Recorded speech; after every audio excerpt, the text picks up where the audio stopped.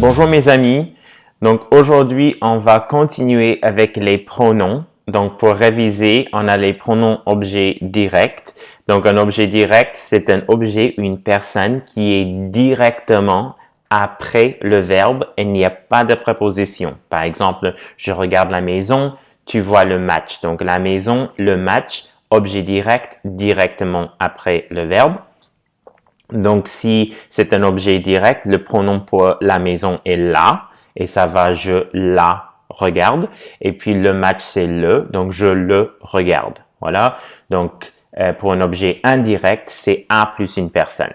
Voilà. Donc, je parle à Marc, nous obéissons à nos parents. Donc, à Marc et à nos parents, ce sont des objets indirects, à plus une personne. Voilà. Donc, pour Marc, c'est lui. Et puis, à nos parents, c'est leur. Donc, c'est seulement singulier et pluriel. Voilà. Donc, ça, c'est pour les pronoms objets indirects. Maintenant, on a le pronom on. Et on remplace de plus un objet. De plus un objet. Par exemple, j'achète des fruits.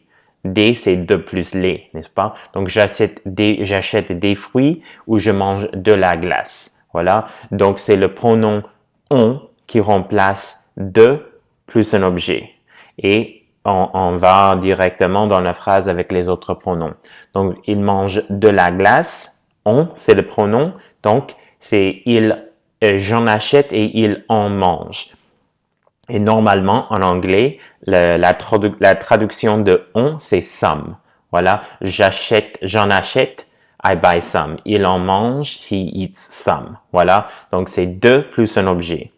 Et puis, on a le pronom i. C'est une autre préposition plus un objet. Par exemple, je mets le livre sur la table. Sur, c'est une préposition. Elles sont à Montréal. À, c'est une préposition. Voilà. Donc, c'est une préposition plus un objet. Et donc, le pronom i remplace sur la table. Et à Montréal, c'est i. Donc, quand on dit, par exemple, j'y mets le livre ou elles y sont, c'est normalement en anglais, c'est there. Voilà, j'y mets le livre et elles y sont. Donc, pour réviser pour tous les pronoms maintenant, les pronoms objets directs, c'est le, la, les, voilà, et c'est un objet. Il n'y a pas de préposition. Un objet indirect, lui, leur, c'est à plus une personne. Et puis, on a le pronom on, qui est de plus un objet. Et puis, on a le pronom i, et c'est une préposition plus un objet. Voilà. Bon, donc par exemple, je le vois, je ne le vois pas, et elles vont en manger. Voilà, donc le pronom est avec le verbe. Si vous avez deux verbes, c'est avec l'infinitif, avec le deuxième verbe. Elles vont en acheter. Voilà, bon. OK?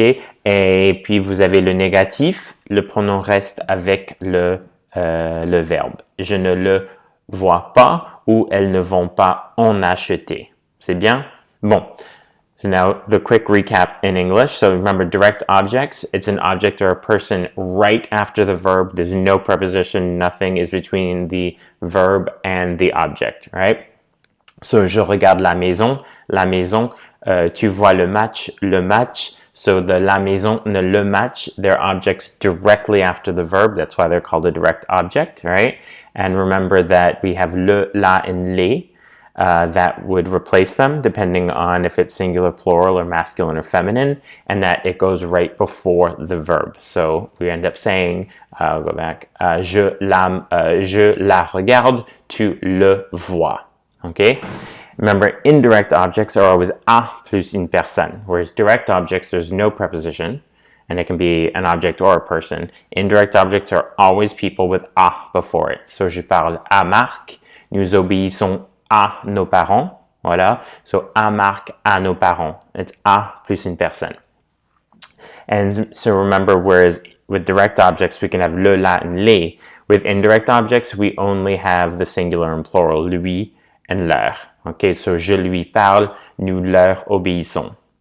And now we have two new pronouns. So now we have the pronoun on. And it's just one form. It's on, and it replaces de plus an object. So, j'achète des fruits ou il mange de la glace. So, it's des fruits and de la glace. It's de plus un objet. So, it's de plus an object. So, they're both going to be replaced by on. on. And typically, we translate on in English as some. So, j'en achète, I buy some. Il en mange, he eats some. Typically, not always, but it's always de plus un objet is replaced by on.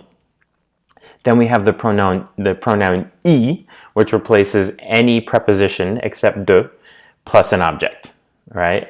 Never people, always just objects. So if you say je mets le livre sur la table, so sur is a preposition, so on the table. So I put the books on the table. Ou elles sont à Montréal, they are in Montreal, voilà, or they go to Montreal, voilà. So the pronoun I is always going to replace the preposition plus the noun, okay? And remember, the pronouns all go in the same place. They all go before the verb, right? So typically, I is translated as there in English. So, j'y mets le livre, I put the book there. Elles y sont, they are there. So, quick recap of all of the pronouns now. So, direct object, le, la, les. Remember, it's just an object with no preposition. Indirect objects, lui, leur. It's à plus une personne. Then we have on, which replaces de plus un objet. And then we have I, which is any other preposition except de plus un objet. And remember where they go. Prepositions, all of them. Pronouns, all of them go before the verb je le vois. And if it's negative, the ne pas goes around everything. Je ne le vois pas. Et puis, elles vont en manger. If you have two verbs, the pronoun always goes before the infinitive. So, elles vont en manger. Elles ne vont pas en manger. Okay? Excellent. I know it's a lot, all these prepositions, all these pronouns. I keep saying that, all these pronouns, but just simply look at direct objects have no preposition. Indirect objects, à plus une personne. On replaces de plus un objet. And I replaces any other preposition plus un objet. Okay? Excellent. Au revoir, mes amis.